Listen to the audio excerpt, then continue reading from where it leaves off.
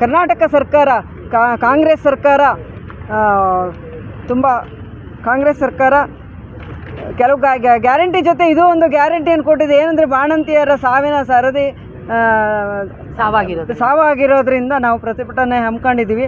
ಏನಂದರೆ ನಮ್ಮ ಮೊನ್ನೆ ಕೊಪ್ಪಳ ತಾಲೂಕಿನಲ್ಲಿ ಒಂದು ರೇಣುಕಾ ಹಿರೇಮನಿ ಎಂಬ ಹೆಣ್ಣು ಮಗು 23 ವರ್ಷದ ಹೆಣ್ಣು ಮಗು ಸಾವಾಗಿದೆ. ಕಾರಣ ಅದು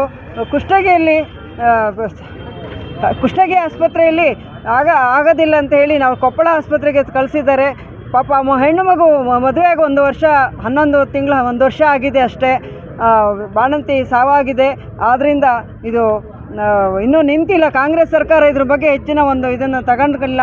ಇದು ನಮ್ಮ ಆರೋಗ್ಯ ಮತ್ತು ಕುಟುಂಬ ಕಲ್ಯಾಣ ಸಚಿವರು ದಿನೇಶ್ ಗುಂಡೂರಾವ್ರವರು ಇದ್ರ ಬಗ್ಗೆ ಯಾವುದೇ ಒಂದು ಇದನ್ನು ತೆಗೆದುಕೊಂಡಿಲ್ಲ, ನಿರ್ಲಕ್ಷ್ಯ ಮಾಡಿದ್ದಾರೆ. ಅವರು ಈಗಲೇ ಅವರ ಸ್ಥಾನಕ್ಕೆ ರಾಜೀನಾಮೆ ಕೊಡಬೇಕು ಅಂತ ಕೇಳ್ಕೊಳ್ತೀವಿ, ಎಲ್ಲರ ಒತ್ತಾಯ.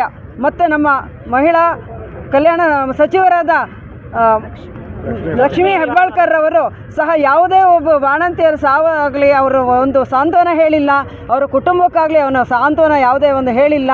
ಅವರು ಇಂಥ ಒಂದು ಇದಕ್ಕೆ ಅವರು ರಾಜೀನಾಮೆ ಕೊಟ್ಟು ಮನೆಗೆ ಹೋಗಬೇಕು ಅಂತ ಕೇಳ್ಕೊಳ್ತೀವಿ. ಮಹಿಳೆಯರಿಗೆ ಯಾವುದೇ ಒಂದು ತುಂಬ ತೊಂದರೆ ಆಗಿದೆ.